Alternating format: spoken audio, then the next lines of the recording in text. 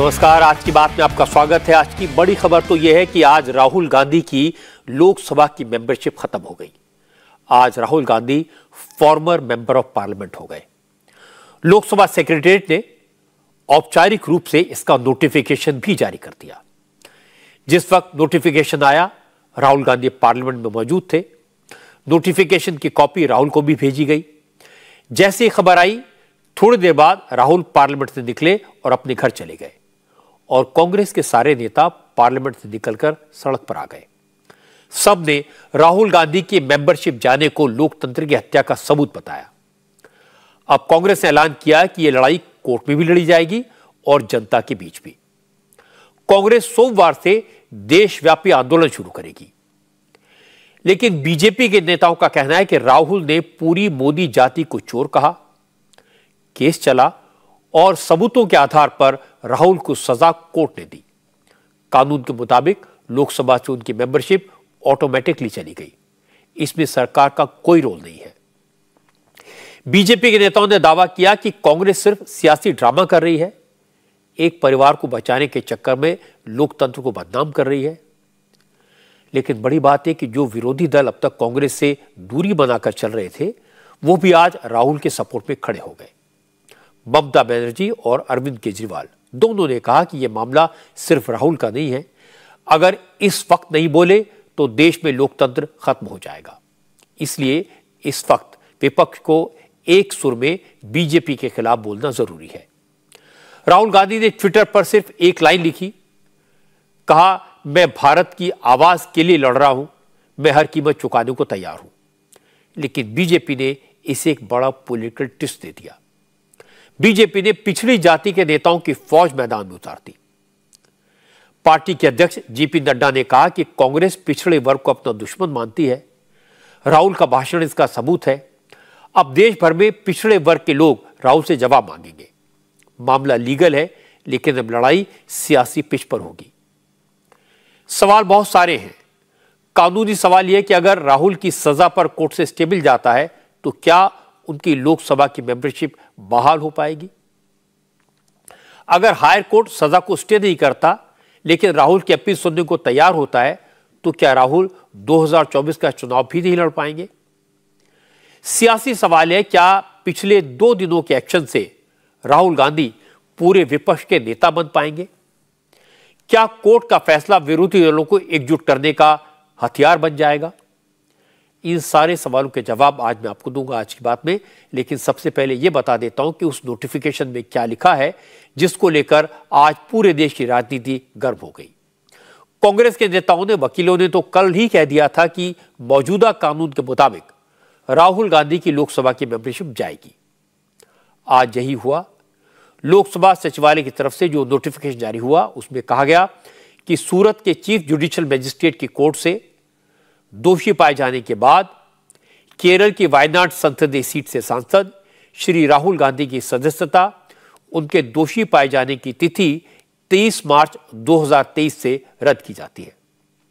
इसकी प्रति पूर्व सांसद राहुल गांधी को भेज दी गई है।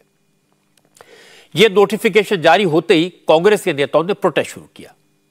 नारेबाजी होने लगी क्योंकि कांग्रेस ने कल ही ऐलान कर दिया कि आज से प्रोटेस्ट शुरू होगा। इसलिए दिल्ली पुलिस ने पार्लियामेंट के बाहर, कांग्रेस दफ्तर के बाहर, राहुल गांधी के घर के बाहर सुरक्षा के इंतजाम पहले से भी कड़े कर दिए थे। तो जैसे ही प्रोटेस्ट शुरू हुआ, पुलिस एक्शन में आ गई। पहले तो प्रदर्शनकारियों को रोकने की कोशिश की और जब बात नहीं बनी तो कांग्रेस के 15 सांसदों को डिटेन कर लिया गया। देर शाम तक कांग्रेस के सांसद पुलिस लाइन के कैंप पे रहे। इस दौरान कांग्रेस के नेताओं ने लगातार ट्वीट करना शुरू किया। यूथ कांग्रेस के ट्विटर हैंडल पर प्रधानमंत्री नरेंद्र मोदी को हिटलर के रूप में दिखाया गया। मल्लिकार्जुन खड़गे, अशोक गहलोत, प्रियंका गांधी, अधीर रंजन चौधरी, जयराम रमेश, भूपेश बघेल से लेकर रॉबर्ट वाड्रा तक सबने मोदी पर लोकतंत्र का गला घोटने का इल्जाम लगाया। कांग्रेस अध्यक्ष मल्लिकार्जुन खड़गे ने सभी प्रदेश कांग्रेस कमेटियों के अध्यक्ष और विधानसभाओं में कांग्रेस विधायक दल के नेताओं की मीटिंग बुलाई। सोनिया गांधी, प्रियंका गांधी, मल्लिकार्जुन खड़गे, तमाम नेता राहुल गांधी से मिलने उनके घर गए। उसके बाद तय हुआ कि शाम 5 बजे कांग्रेस दफ्तर में एक बड़ी मीटिंग होगी उसमें आगे की रणनीति बनेगी। कांग्रेस अध्यक्ष मल्लिकार्जुन खड़गे ने कहा, चूंकि राहुल गांधी मोदी सरकार से तीखे सवाल पूछ रहे थे, जनता के मुद्दे उठा रहे थे, अडानी के घोटाले पर खुलकर बोल रहे थे, इसलिए राहुल को रास्ते से हटा दिया गया। उन्होंने कहा कि लेकिन कांग्रेस डरने वाली नहीं है, लोकतंत्र के लिए आखिरी दम तक लड़ती रहेगी। और सच बोलने वालों को लोकतंत्र के उसूलों के अनुसार और संविधान के तहत और उसकी रक्षा के लिए और जनता के हकूक के लिए लड़ने वालों का मुंह बंद करने के लिए उनको सदन से बाहर डाला गया है। सच बोलने वालों को सदन के अंदर रखना नहीं है, इसीलिए सदन के बाहर डाल रहे हैं। लेकिन सदन के बाहर भी हम बोलेंगे, सदन के अंदर भी बोलेंगे, और कहीं भी अगर ये जो पब्लिक मीटिंग होते हैं उसमें भी हम बोलते रहेंगे। आज कांग्रेस के ज्यादातर नेता बोले, खूब बोले, खुलकर बोले।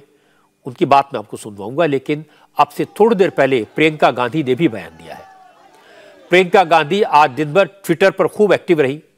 प्रियंका ने कहा, उनका भाई न कभी डरा है न डरेगा, हमेशा पूरी हिम्मत के साथ सच बोला है, आगे भी बोलेगा, सरकार से सवाल पूछता रहेगा। इसके बाद प्रियंका ने कहा कि बीजेपी बार बार नेहरू गांधी खानदान का अपमान करती रही है, लेकिन सजा राहुल गांधी को दी गई, वो भी इसलिए क्योंकि उन्होंने अडानी के मुद्दे पर सरकार से सवाल पूछ लिया। प्रियंका ने कहा कि उनके रगों में शहीदों का खून है, वो डरने वाली नहीं है, लड़ेगी। देखिए, मैंने कहा है कांग्रेस लड़ेगी, राहुल जी लड़ेंगे, हम सब लड़ेंगे। ये हमारे रगों में जो खून दौड़ता है ना, ये शहीदों का खून है। सुन लीजिए, जिस खून को आप बार बार परिवारवादी कहते हैं, बार बार आप आलोचना करते हैं, बार बार आप शब्द इस्तेमाल करते हैं, ये खून बहा है इस देश के लिए, ये पीछे हटेगा नहीं। हम डरते नहीं है, हम लड़ते रहेंगे और हम खड़े हैं।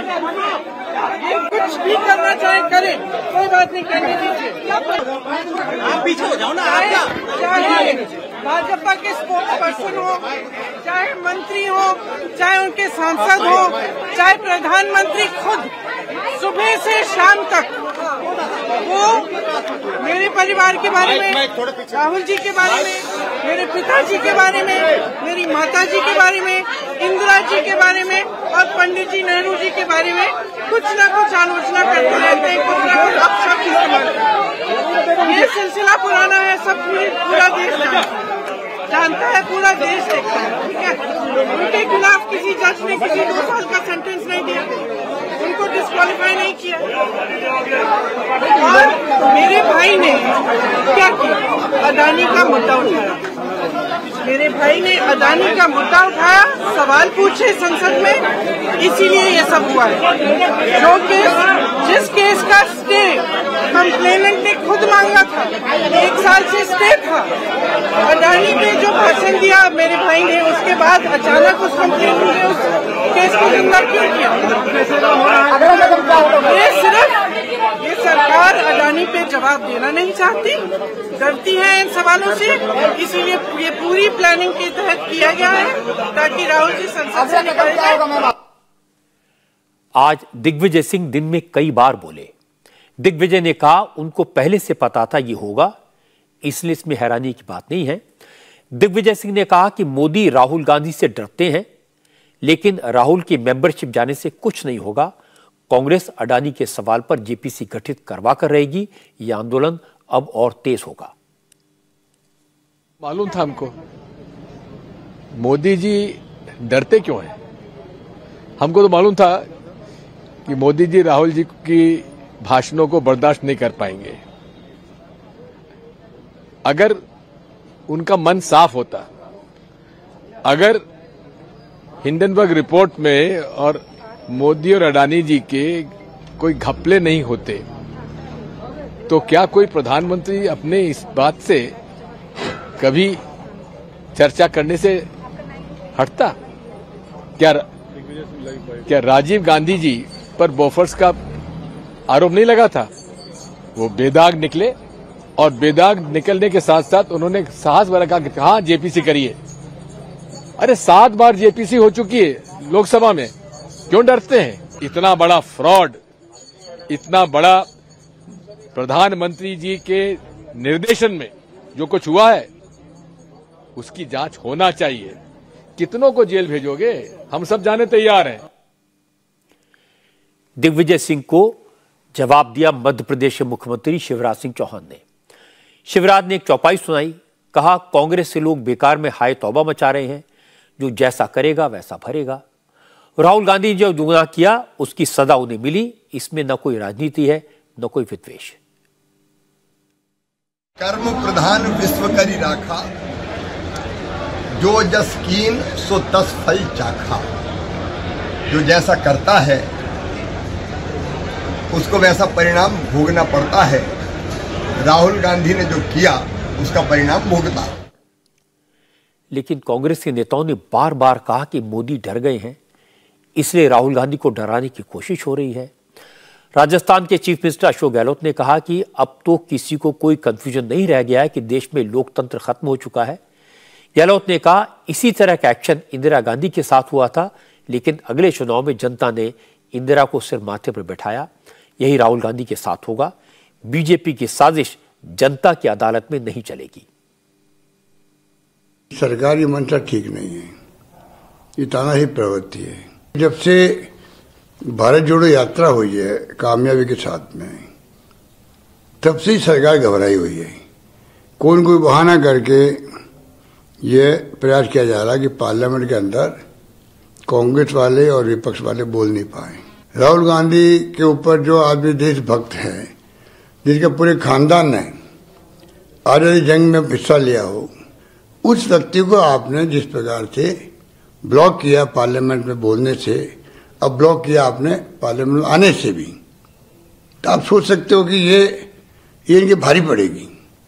इंदिरा जी को भी इन्होंने जो है उस वक्त में तंग किया था, पार्लियामेंट निष्कासित कर दिया था, उसके नतीजे भुगत लिए। आंधी चली इंदिरा गांधी की और पार्लियामेंट में भारी बहुमत से वो कामयाब रही, प्राइम मिनिस्टर बनी वापस। अब मैं कह सकता हूं जो आज की हरकतें हैं जिस प्रकार चल रही है पिछले दिनों से, 2024 के चुनाव में संभावना बढ़ जाएगी। इस तानाशाही प्रवृत्ति की एनडीए गवर्नमेंट को लोग जो है बख्शेंगे नहीं, मेरा मानना है। जनता ने किसी को नहीं बख्शा है। इंदिरा जी जैसे महान नेता हार गए चुनाव, वाजपेयी जी चुनाव हार गए, तो मोदी जी को चाहिए कि वो अपने सलाहकारों के चक्कर में नहीं आए, कुछ सोचे। अब मैं आपको बताता हूं कैसे राहुल गांधी की लोकसभा सदस्यता रद्द होने को आज बीजेपी ने नया ट्विस्ट दिया और दोष कांग्रेस के माथे ही मढ़ दिया। अनुराग ठाकुर ने कहा कि राहुल गांधी की मेंबरशिप गई, इसके पीछे कांग्रेस की अंदरूनी साजिश है। अनुराग ठाकुर ने कहा कि कांग्रेस के पास तो बड़े बड़े वकीलों की फौज है, कोई लोअर कोर्ट के फैसले के खिलाफ तुरंत हायर कोर्ट में क्यों नहीं गया, जानबूझकर देरी क्यों की? अगर कोर्ट गए होते तो शायद आज ये दिन नहीं देखना पड़ता। अनुराग ठाकुर ने कहा कि राहुल को कांग्रेस में बैठे अपने दुश्मनों का पता लगाना चाहिए। राहुल जी कहते थे दुर्भाग्य से सांसद हूं, unfortunately I am an MP. So उनको जो एक दुर्भाग्य लगता था आज उससे भी मुक्ति मिल गई है। उनके साथ साथ वायनाड के लोगों को भी इससे छुटकारा मिल पाया। लेकिन ये सुनियोजित षड्यंत्र, सोची समझी साजिश कांग्रेस में किसने रची, राहुल जी आपको समझना पड़ेगा। इसकी जड़ तक जाना ही पड़ेगा। कौन है जो छुटकारा पाना चाहते थे? कौन है जो बैटरी ऑफ लॉयर्स कांग्रेस में? तो देखिए जी, राज्यसभा के सांसद और लोकसभा के इतने हैं जो बड़े नामी ग्रामी लॉयर्स हैं जी। क्या एक भी सही राय देने वाला कांग्रेस में नहीं बचा, मिला, या जानबूझकर गलत रास्ते पे डाला गया? ये छुटकारा कौन पाना चाहता था? एजुकेशन मिनिस्टर धर्मेंद्र प्रधान ने कांग्रेस को राहुल की पुरानी गलती याद दिलाई। कहा, अगर राहुल गांधी मनमोहन सिंह के कैबिनेट से पास हुए ऑर्डिनेंस को रद्दी की टोकरी में डालने की बात न कहते तो शायद आज कांग्रेस को ऐसी मुश्किल न झेलनी पड़ती। प्रधानमंत्री मनमोहन सिंह जी होते थे, उन्हीं की सरकार होती थी, उन्हीं की घर में ही रिमोट होता था, उन्हीं के फैसला था इस कानून को संशोधन करने के लिए।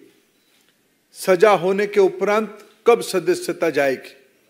उनकी सरकार एक ऑर्डिनेंस लाया था, उस ऑर्डिनेंस की मेरिट पे हमारा कुछ कहना नहीं है, लेकिन उस ऑर्डिनेंस को नॉनसेंस कह के फाड़ने वाले आज जब उसी कानून के चपेट में आए, आज उनको कष्ट हो रहा है। धर्मेंद्र प्रधान की बात सही है कि अगर राहुल 10 साल पहले वो गलती ना करते तो आज ये दिन न देखना पड़ता। मैंने आपको कल ही बताया था कि 10 जुलाई 2013 को सुप्रीम कोर्ट ने lily Thomas versus union of India के केस में फैसला सुनाया था कि जैसे ही कोई अदालत किसी नेता को किसी मामले में 2 साल या उससे ज्यादा की सजा सुनाती है तो उसकी संसद या विधानसभा की मेंबरशिप ऑटोमेटिकली खत्म हो जाएगी। मनमोहन सिंह की सरकार उस फैसले को ओवरटर्न करने के लिए ऑर्डिनेंस लाई थी, जिसमें कहा गया था कि दोषी पाए जाने वाले किसी भी व्यक्ति को ऊपरी अदालत में अपील का वक्त मिलेगा। जब तक अदालत में अपील पेंडिंग रहेगी तब तक मेंबरशिप नहीं जाएगी, क्योंकि सारे लीगल ऑप्शन खत्म होने तक किसी को दोषी नहीं माना जा सकता। लेकिन उस वक्त राहुल गांधी ने कहा था, उनकी व्यक्तिगत राय यह है, ऐसे ऑर्डिनेंस को फाड़कर रद्दी की टोकरी में फेंक देना चाहिए। उस दिन राहुल ने क्या कहा था, मैं आपको आज सुनवा देता हूं। I'll tell you what my opinion on the ordinance is. My opinion on the ordinance is that it's complete nonsense and that it should be torn up and thrown out. That's my opinion, my personal opinion on the ordinance. I'll repeat it for you. My opinion on the ordinance is that it should be torn up and thrown away. Okay? The arguments that are being made, and I've heard the arguments, in my organization, the argument that is being made is that we need to do this internally. I'm telling you what is happening internally. We need to do this because of political considerations. Everybody does this.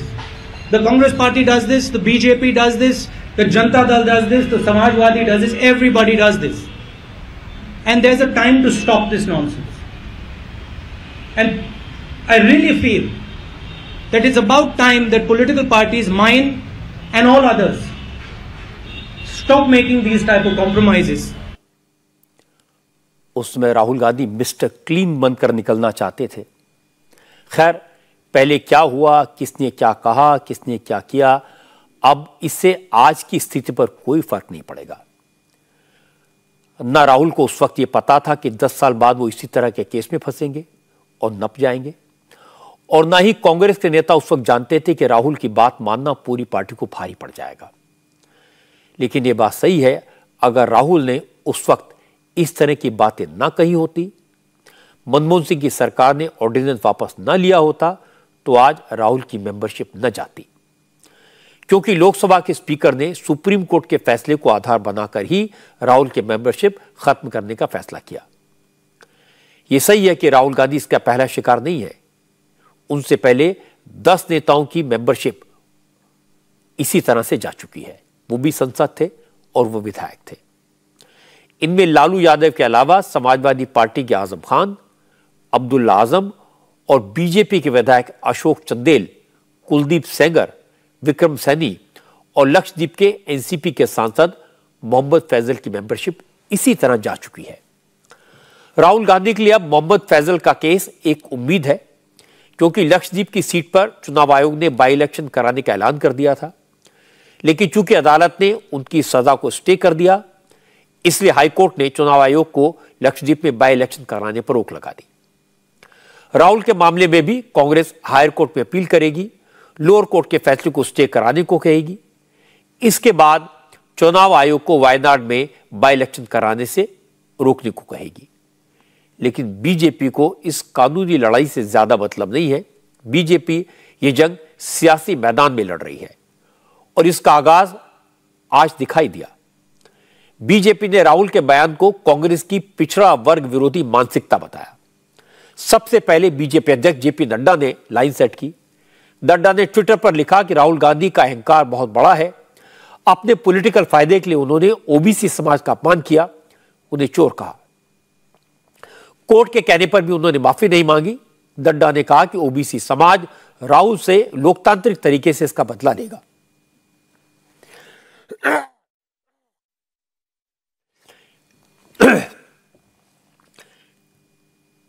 JP Nadda के tweet के बाद BJP के पिछड़े वर्ग के तमाम नेता एक के बाद एक बोले।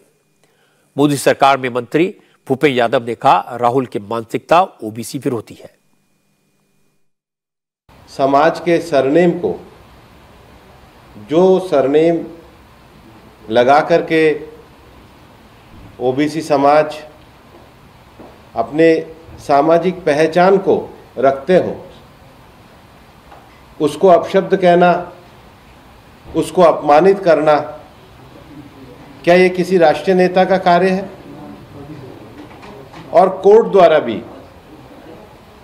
जब उनको बार बार समझाने और अपनी गलती को माफी मांगने का अवसर दिया गया, तो भी अपने अहंकार में उसको स्वीकार नहीं किया गया कि राहुल गांधी न केवल लगातार इस तरह का ऑफेंस करने के आदी रहे हैं, उनकी मनोवृत्ति में ही छोटे समाजों के प्रति, ओबीसी समाज के प्रति इस तरह के अपमान करने की भावना उनके शब्दों से प्रदर्शित होती है। और इसलिए हमारा तो ये मानना है कि अगर आप एक समाज विशेष को पूरी तरीके से इस प्रकार से अपमानित करते हो तो ये भारत जोड़ो नहीं, ये भारत तोड़ो है। बीजेपी ओबीसी मोर्चे के अध्यक्ष डॉक्टर के लक्ष्मण ने कहा वो 6 अप्रैल से कांग्रेस के पिछड़ा वर्ग विरोधी चेहरे को उजागर करने के लिए पूरे देश में अभियान शुरू करेंगे।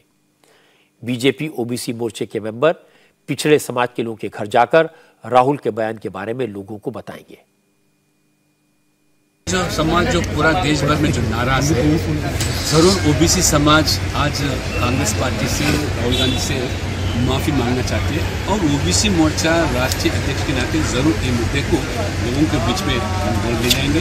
हमारा जो अभियान जो तय करें ये अप्रैल 6 से लेकर अप्रैल 14 जो पार्टी स्थापना दिवस से लेकर डॉक्टर बाबा साहब अम्बेडकर जयंती उत्सव। मगर इस बीच में जो राहुल गांधी का जो बयान के आधार पर जो कोर्ट ने जो आज सजा दी, उसके बारे में वो सजा को मानते हुए न चलते हुए कांग्रेस पार्टी ने किस तरह धरना प्रदर्शन करना, ये पूरा ओबीसी समाज को अपमान किया जा रहा है। पहली बार नहीं, मोदी जी के जाति के नाम पर कई बार टिप्पणी भी इस तरह किया गया। ये सही नहीं पा रहे कि मोदी जी एक अति पिछड़ा वर्ग समाज से आने वाला एक व्यक्ति देश का प्रधानमंत्री हो चुके। बीजेपी की इस रणनीति से कांग्रेस बैकफुट पर आ गई। कांग्रेस ने भी भूपेश बघेल से लेकर अशोक गहलोत तक कांग्रेस के पिछड़े वर्ग के नेताओं को जवाब देने के लिए मैदान में उतारा। मल्लिकार्जुन खड़गे ने कहा कि बीजेपी मनुवादी पार्टी है, वो किस मुंह से बैकवर्ड क्लास की बात कर रही है। खड़गे ने कहा बीजेपी अडानी के मुद्दे से ध्यान भटकाने के लिए यह सब पैंतरे अपना रही है, लेकिन वो कामयाब नहीं होगी। लोगों को मुद्दे से भटकाने के लिए ऐसी बातें वो कर रहे हैं। पहले आओ ना, कौन इस देश के पैसे लेके भाग गए और कौन LIC और SBI के पैसे लेकर अमीर बने और 2.5 साल में 12 लाख रुपए किसने कमाया, किसकी संपत्ति बढ़ी, इसका जवाब दो। हम इसकी कोशिश कर रहे हैं, आप मुद्दे को भटकाने की कोशिश कर रहे हैं। और बैकवर्ड क्लास का इंसल्ट, कांग्रेस पार्टी ने जो बैकवर्ड के लिए, शेड्यूल कास्ट के लिए, माइनॉरिटीज के लिए एक हमेशा उनके साथ खड़ी हुई है, उनके साथ लड़ी है। और ये लोग जो मनु के विचार में और विचारधारा में विश्वास रखते हैं वो क्या बैकवर्ड क्लास के वेलफेयर की बात करते हैं। इसके बाद दिग्विजय सिंह ने सीधा बीजेपी अध्यक्ष जेपी नड्डा पर निशाना साधा। दिग्विजय ने कहा, नड्डा तो खुद ब्राह्मण हैं, ऊंची जाति के हैं, उन्होंने कभी ओबीसी के बारे में बात नहीं की। दिग्विजय सिंह ने कहा कि मंडल का विरोध करने वाली बीजेपी को खुद पिछड़ों का हितैषी बताने का कोई हक नहीं है। नड्डा जी, आप ब्राह्मण हैं, उच्च वर्ग के हैं, आपने कभी ओबीसी के बारे में कभी बात की है? अरे ओबीसी का आरक्षण किसने किया है? उस समय जनता दल में हुआ, आपने जनता दल का समर्थन छोड़ दिया था मंडल कमीशन की वजह से। आप कहां की ओबीसी की बात करते हैं? आप लोगों को उम्मीद थी इतनी आनंद। और दूसरी बात यह है, ये कह रहे हैं मोदी समाज। अरे मोदी में तो बनिया भी हैं, ओबीसी भी हैं और अनेक लोग हैं, अपर कास्ट भी है। मोदी बनिया अपर कास्ट हुआ हमारे यहाँ, जैन है। तो ये का झूठ बोलने वाले, मैं समझता हूं कि बीजेपी और आरएसएस में झूठ बोलने वालों का कोई मुकाबला नहीं। छत्तीसगढ़ के मुख्यमंत्री भूपेश बघेल खुद पिछड़े वर्ग से आते हैं। बघेल ने कहा कि बीजेपी से बड़ा पिछड़ों का कोई दुश्मन नहीं है। बीजेपी ने मंडल कमीशन का विरोध किया था, अब छत्तीसगढ़ में उन्होंने पिछड़े वर्ग का आरक्षण बढ़ाया है। विधानसभा में बिल पास हो चुका है, लेकिन बीजेपी के इशारे पर गवर्नर बिल दबाकर बैठे हैं, साइन नहीं कर रहे। ओबीसी विरोध में तो ये लोग करते रहे, मंडल और कमंडल की लड़ाई, तो ये देश में पूरा आग लगाने का काम तो भारतीय जनता पार्टी ने किया। दूसरी बात है, ओबीसी की बात करेंगे तो ठाकुर रमन सिंह जो राष्ट्रीय उपाध्यक्ष हैं, वो मुझे छोटा आदमी कह रहे हैं, चूहा, बिल्ली, कुत्ता, पता नहीं किन किन विशेषण से विभूषित कर रहे हैं। और दूसरी बात है, यदि इतना आरक्षण मतलब उनको पिछड़े वर्ग का है, छत्तीसगढ़ में 2 दिसंबर से आरक्षण का बिल पारित हुआ है विधानसभा में। राज्यपाल तो इन्हीं का है, अभी तक के लागू क्यों नहीं कर रहे हैं? 14% आरक्षण था, 50% के हिसाब से करेंगे तो छत्तीसगढ़ में एसटी एससी का 45% वैसे हो जाता, 5% मिलेगा, 27% हमने कर दिया है। तो भारतीय जनता पार्टी तो ओबीसी आरक्षण का लाभ भी नहीं देना चाहती। तो ओबीसी विरोधी कौन हुआ, कांग्रेस कि भारतीय जनता पार्टी? ये पूरा मसला सियासी है। राजनीति में मैसेजिंग का जबरदस्त खेल होता है। 2014 में कांग्रेस के नेताओं ने मोदी को गाली दी, इसे पिछड़े वर्ग ने खुद को गाली माना। चुनाव में कांग्रेस का बुरा हाल हुआ। पहले पिछड़े, दलित और आदिवासी कांग्रेस के कोर वोटर माने जाते थे, लेकिन पिछले 9 साल में नरेंद्र मोदी ने देश की राजनीति की दिशा बदल दी है। अब लोकल और स्टेट इलेक्शन को छोड़ दें तो नेशनल लेवल पर चुनाव जात पात से ऊपर उठ गए हैं। लेकिन कांग्रेस और दूसरी क्षेत्रीय पार्टियां एक बार फिर जातिगत समीकरण बैठाकर, कहीं पर मजहबी समीकरण बैठाकर मोदी को घेरने की रणनीति बना रही है। अलग अलग अलायंस बनाने की तैयारी हो रही है। लेकिन बीजेपी ने राहुल गांधी के बयान के मुद्दे को ऐसा पॉलिटिकल टर्न दिया जिससे विपक्षी रणनीति पर पानी फिरता दिखाई रहा है। इससे विरोधी दलों में खलबली है। 24 घंटे में ही विरोधी दलों के स्वर बदल गए। जो अखिलेश यादव, ममता बनर्जी और अरविंद केजरीवाल राहुल गांधी का नाम लेने से भी बच रहे थे, आज शायद उन्हें समझ आ गया कि अलग अलग रहने से काम नहीं चलेगा, इसलिए सारे विरोधी दल कांग्रेस के साथ खड़े हो गए। सबने कहा मोदी ने गलत किया, मोदी लोकतंत्र को खत्म कर रहे हैं, इसलिए सब मिलकर लड़ेंगे। अखिलेश यादव ने कहा कि आज बीजेपी ने संविधान की हत्या कर दी है। जिस तरह के बयान को लेकर राहुल गांधी की मेंबरशिप गई, उस तरह के बयान तो बीजेपी के नेता रोज देते हैं, उनकी मेंबरशिप क्यों नहीं जाती? अखिलेश ने कहा कि राहुल के साथ तो आज गलत हुआ, समाजवादी पार्टी के नेता तो इस तरह के जुल्म और ज्यादती पहले ही भुगत चुके हैं। देखिए, हम समाजवादी लोग किसी की हत्या नहीं कराते हैं। भारतीय जनता पार्टी ने संविधान की हत्या करने की शुरुआत कर दी है। आज कांग्रेस के पार्टी के सबसे बड़े नेता की सदस्यता गई है, और अगर हम इसी तरह देखेंगे, अगर ऐसे मुकदमे देखेंगे तो बीजेपी वालों की तो कईयों की सदस्यता नहीं बचेगी। जो भाषा या जिस तरह के उनके स्टेटमेंट्स हैं, अगर उन पर सच्ची कार्रवाई हो जाए तो बहुत सारे भारतीय जनता पार्टी के सदस्यों की भी सदस्यता चली जाएगी। ये जानबूझ करके जो असली मुद्दे हैं, महंगाई, बेरोजगारी, और इनके ही मित्र उद्योगपति जिन्होंने पैसा भारत का डुबाया है, उन पर ये बहस नहीं करना चाह रहे। उनसे ध्यान हटाने के लिए ये कांग्रेस पार्टी के नेता के साथ हुआ है, समाजवादियों के साथ पहले हो चुका है। ममता ने भी राहुल को सपोर्ट किया। ट्विटर पर लिखा कि मोदी के न्यू इंडिया में विरोधी दलों के नेता प्राइम टारगेट बन गए हैं। बीजेपी में आपराधिक छवि वाले नेताओं की भर्ती हो रही है और विरोधी दलों के नेताओं को भाषण देने पर जेल भेजा जा रहा है। आज हमारे लोकतंत्र के लिए सबसे बुरा दिन है, ये कहा ममता बनर्जी ने। इसके बाद ममता की पार्टी के सीनियर लीडर डेरेक ओब्रायन का बयान आया। डेरेक ने कहा कि आज बीजेपी ने दिखा दिया कि वो सत्ता के लिए कितना नीचे गिर सकती है। संसदीय लोकतंत्र के इतिहास में यह सबसे घटिया स्तर है। बीजेपी को शर्म आनी चाहिए। BJP are desperate to silence the voice of the opposition. We know they are desperate. We know they want to silence the voice. We know they would go to all kinds of lows, but this is the low of the low, the lowest since 1950. Terrible. The lowest in parliamentary democracy, in the history of parliamentary democracy. BJP, how low can you go? Mr. Modi and Mr. Shah. BJP, shame on you. Shame. Arvind Kejriwal भी आज राहुल के support में खूब बोले। पहले उन्होंने विधानसभा के अंदर मोदी को कोसा। केजरीवाल ने कहा कि मोदी का अहंकार इतना ज्यादा है कि सुबह से शाम तक यही सोचते हैं कि इसको जेल भेजो, उसको जेल भेजो, इसकी मेंबरशिप ले लो, उसकी सदस्यता खत्म कर दो। इसके बाद केजरीवाल विधानसभा से बाहर आए तो फिर बोले। केजरीवाल ने कहा ये लड़ाई सिर्फ राहुल गांधी की लड़ाई नहीं है, ये सिर्फ एक पार्टी की लड़ाई नहीं है। केजरीवाल ने कहा कि ये लोकतंत्र की लड़ाई है, सभी पार्टियों को मिलकर लड़ना पड़ेगा। जनता को भी सामने आना होगा क्योंकि लड़ाई कम पढ़े लिखे अहंकारी तानाशाह से है।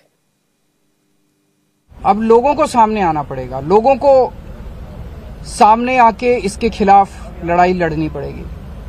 अगर हमने भारत को बचाना है तो 130 करोड़ लोगों को एक साथ इकट्ठे होके इस लड़ाई में शामिल होना पड़ेगा। सरकार किसी की बने, कल को सरकार चाहे इसकी बने चाहे उसकी बने, इस पार्टी की बने उस पार्टी की बने, वो जरूरी नहीं है। लेकिन जिस तरह से जनतंत्र के ऊपर हमला किया जा रहा है वो सही नहीं है। हमारा देश है, हम आजाद भारत के आजाद नागरिक हैं। हम क्यों डर डर के जिए? पूरे देश को व्यापारी डरा हुआ है, किसान डरा हुआ है, मजदूर डरा हुआ है, नेता डरे हुए हैं, सब लोगों को डरा के रखा है। जुडिशरी डरी हुई है, जज डरे हुए हैं, मीडिया वाले डरे हुए हैं, सबको धमकाते हैं ये लोग।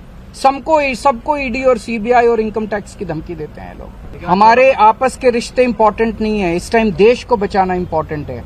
मीडिया के ऊपर प्रहार हो और मैं अगर कहूं कि मेरी इस चैनल से बनती नहीं है, वो इंपॉर्टेंट नहीं है। किसी से बनती है या किसी से नहीं बनती, इससे व्यक्तिगत अच्छे रिश्ते हैं कि व्यक्तिगत बुरे रिश्ते हैं, वो इंपॉर्टेंट नहीं है। 130 करोड़ लोगों को, सब लोगों को साथ आना पड़ेगा, सारे लोगों को साथ आना पड़ेगा। ये लड़ाई राहुल गांधी की लड़ाई नहीं है, ये लड़ाई कांग्रेस की लड़ाई नहीं है, ये लड़ाई इस देश को बचाने की लड़ाई है। एक तानाशाह से, एक कम पढ़े लिखे व्यक्ति से, एक अहंकारी व्यक्ति से इस देश को बचाने की लड़ाई है। अब केजरीवाल जितना कुछ मोदी के खिलाफ बोल रहे हैं, कांग्रेस के नेताओं को नरेंद्र मोदी के बारे में जो कुछ कहने का मौका आज मिला है, उसको देखकर कौन ये मानेगा कि देश में लोकतंत्र नहीं है। वैसे भी राजनीति में वक्त के साथ नेता कैसे बदलते हैं, केजरीवाल इसके बड़े उदाहरण हैं और ये देखना इंटरेस्टिंग है। जिस ऑर्डिनेंस को राहुल गांधी ने फाड़कर कूड़े के डिब्बे में डालने को कहा, वही आज राहुल के लिए मुसीबत कैसे बन गया, ये तो आपने देखा। आप हैरान होंगे, उस वक्त 10 साल पहले केजरीवाल इस मामले में राष्ट्रपति से मिलने गए थे। उन्होंने प्रेसिडेंट ऑफ इंडिया से कहा था कि वो कांग्रेस की ऑर्डिनेंस पर साइन करने से इनकार कर दें। उस समय केजरीवाल चाहते थे कि कन्विक्टेड एमपीज को तुरंत डिस्क्वालीफाई करने का सुप्रीम कोर्ट का फैसला उसी तरह कायम रहे। अब वक्त बदल गया है, केजरीवाल बदल गए हैं। 10 साल बाद केजरीवाल कह रहे हैं कि राहुल को डिस्क्वालीफाई नहीं करना चाहिए था। जहां तक कांग्रेस का सवाल है, आज कांग्रेस के एक बड़े नेता ने मुझे याद दिलाया कि जब former prime minister Narasimha Rao को अरेस्ट किया गया था, तब कांग्रेस के किसी नेता ने कहीं प्रोटेस्ट नहीं किया था। अब राहुल के मामले में पार्टी का रुख बिल्कुल अलग है। नेशन वाइड प्रोटेस्ट करने का प्लान बनाया गया है। आज राहुल गांधी की मेंबरशिप रद्द होने के बाद कांग्रेस के दफ्तर में हाई लेवल मीटिंग हुई। इसमें कांग्रेस के सभी बड़े नेताओं ने हिस्सा लिया।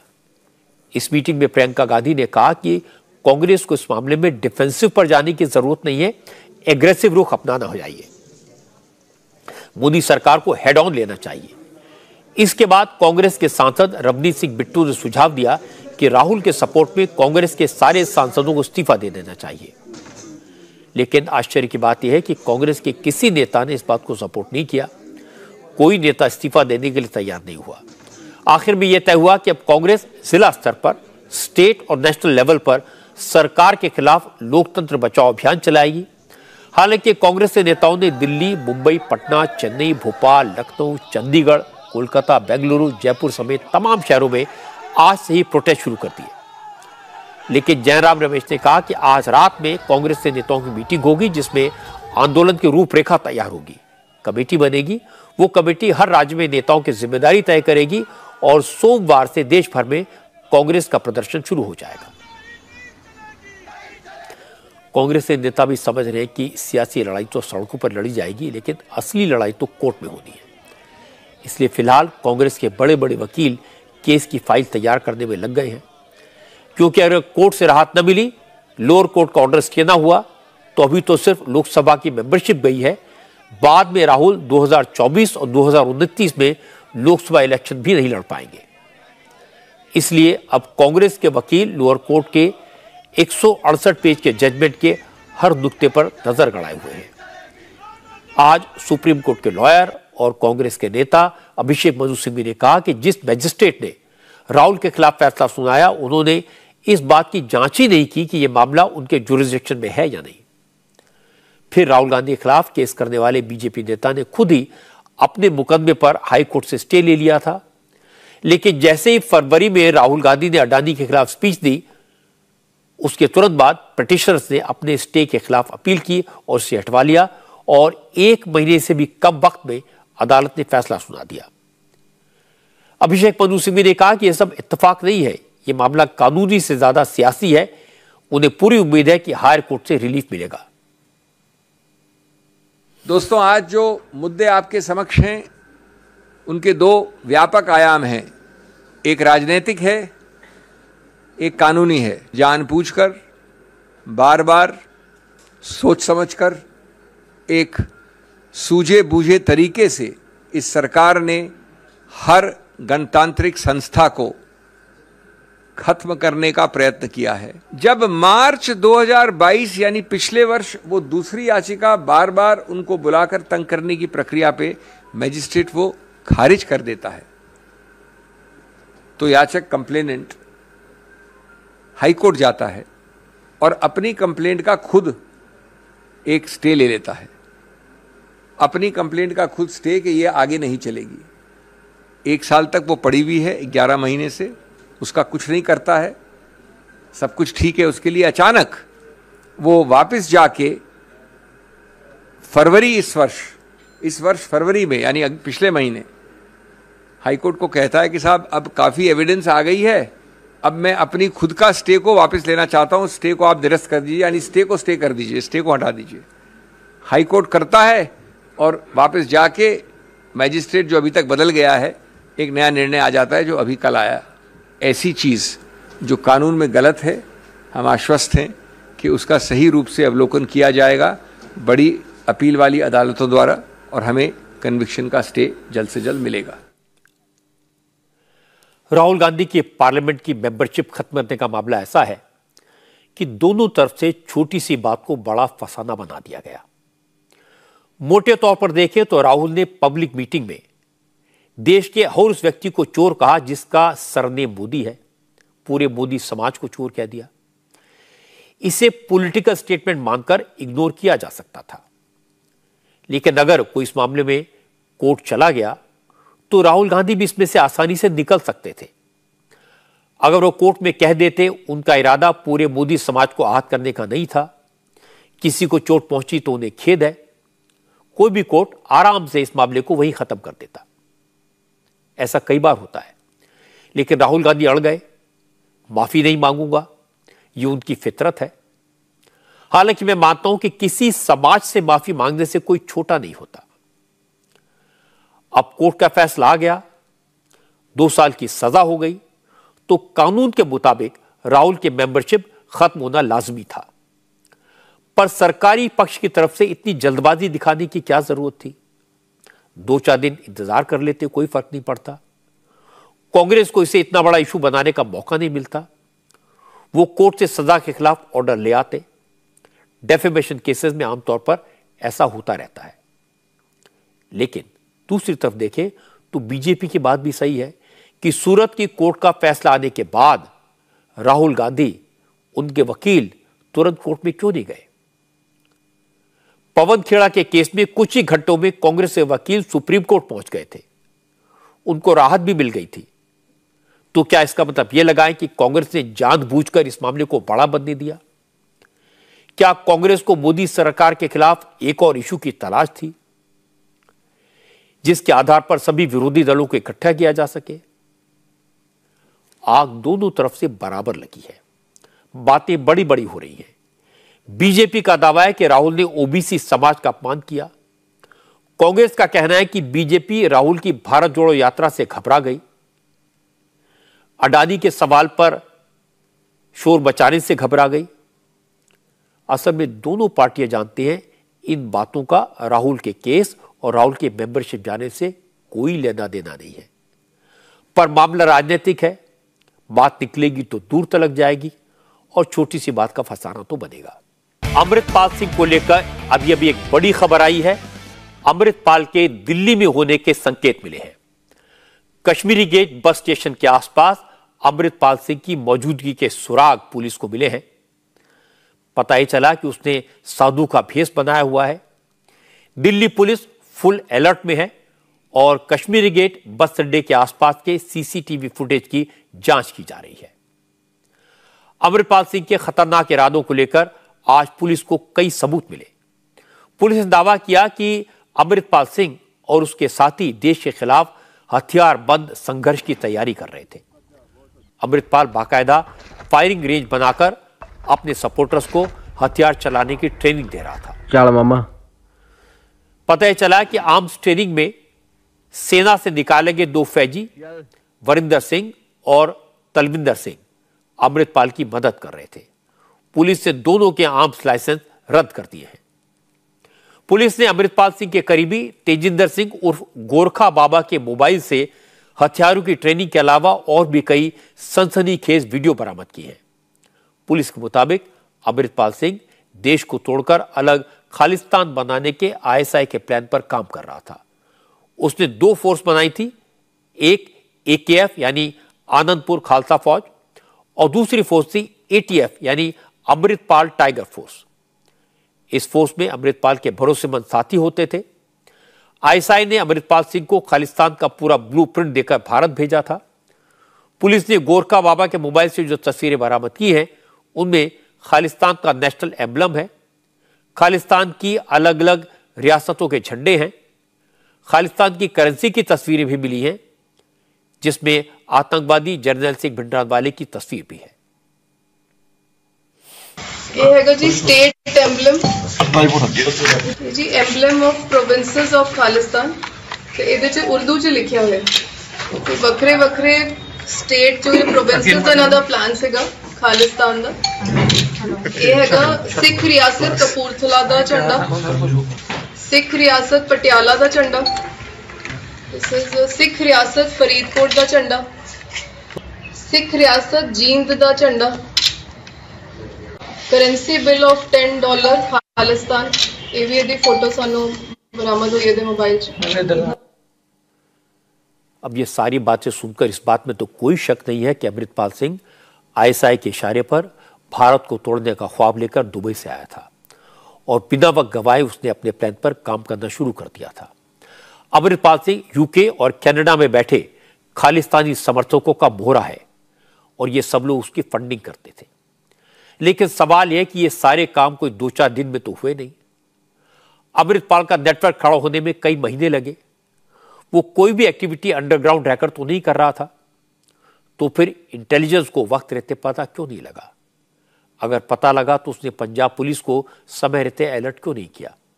पंजाब पुलिस देश से क्यों जागी?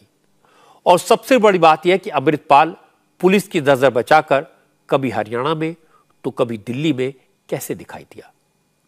80,000 की पंजाब पुलिस की फोर्स देखती रही और वो फरार हो गया। इन सारे सवालों के जवाब मिलना जरूरी है। अब चलते चलते आपको आपकी अदालत की एक और झलक दिखा देता हूं। इस बार आपकी अदालत में मेरे मेहमान हैं भोजपुरी फिल्मों के सुपरस्टार रवि किशन। आपकी अदालत में रवि किशन ने बताया कि 25 करोड़ लोग ऐसे हैं जो भोजपुरी बोलते हैं, भोजपुरी फिल्में देखते हैं। इन्हीं लोगों ने रवि किशन को इतना बड़ा स्टार बनाया।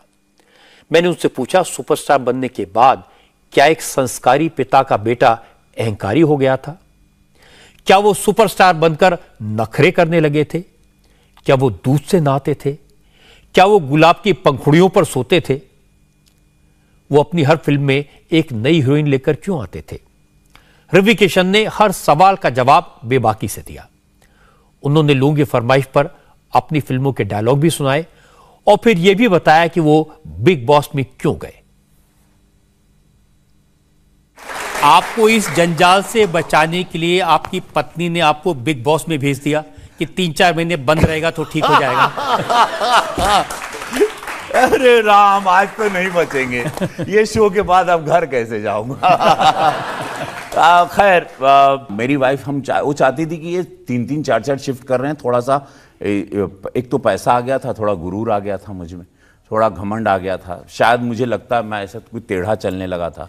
हाँ, पहले नहीं, नॉर्मल स्ट्रगल के टाइम आप ऐसे बैठे, जब काम वाम आने लगता फिर ऐसे होते, फिर ऐसे हो जाते हो। तो आदमी टेढ़ा होने लगता है। भैया कल तक तो ठीक थे तुम, पिक्चर के हाइट हुई ऐसे हो गए तुम। तो वो मुझ में भी आ गया था कि हम थोड़ा ऐसे गए, ऐसे लगे अरे वाह सारी फिल्में ब्लॉकबस्टर ही हो रही हैं। तो थोड़ा पगला भी गए थे हम। तो उसमें पत्नी ने सही राय दी कि एक नया शो आ रहा था, बिग बॉस का फर्स्ट सीज़न। उन्होंने कहा चले जाओ, और बड़ा रोग आके मैं उसमें गया। ऐसे ही इतना बड़ा सेट उसी में बंद हो गए हम। और हाँ, लेकिन जीवन, जब मैं वहाँ 3 महीने बाद निकला उस शो से, और वहीं से ज़िंदगी झंडवा बोला था, उसी घर में किसी को देख के बोला था। और मैं फिर बहुत पॉपुलर भी हो गया और मैं बहुत नॉर्मल हो गया। रवि किशन 700 फिल्मों में काम कर चुके हैं, भोजपुरी फिल्मों के सुपरस्टार हैं। हिंदी फिल्मों में भी उन्होंने बड़े बड़े सितारों के साथ काम किया। रवि किशन ने साउथ इंडियन फिल्मों में भी अल्लू अर्जुन और NTR जूनियर जैसे सुपरस्टार्स के साथ काम किया है। आपकी अदालत में मैंने उनकी फिल्म लाइन के हर एस्पेक्ट पर, हर पहलू पर उनसे बात की। अब मेरी मुलाकात आपसे कल रात 10 बजे होगी रवि किशन के साथ। प्लीज वेलकम भोजपुरी फिल्मों के महानायक, गोरखपुर से member of parliament Ravi Kishan. Raghav blind खेलता है, सामने वाले को डबल आना पड़ता है, क्योंकि रेस में तो टट्टू दौड़ते हैं, राघव तो शेर है। बीट लाद दे नहीं तो थूक डालेगा। बाबूजी हमरा से कहलन की गांव छोड़ दा, सब कहलन की पारो के छोड़ दा, पारो कहले शराब छोड़ दा, आज तू कहा ताड़ो की हवेली छोड़ दा। एक दिन हो आई हो तो सब लोग कहिया कि दुनिया छोड़ दा। भोजपुरी सिनेमा के सुपरस्टार और member of parliament Ravi Kishan आपकी अदालत में शनिवार रात 10 बजे। इंडिया टीवी हर वक्त हर जगह डाउनलोड करने के लिए सर्च करें India TV news Google play store या ऐप स्टोर पर।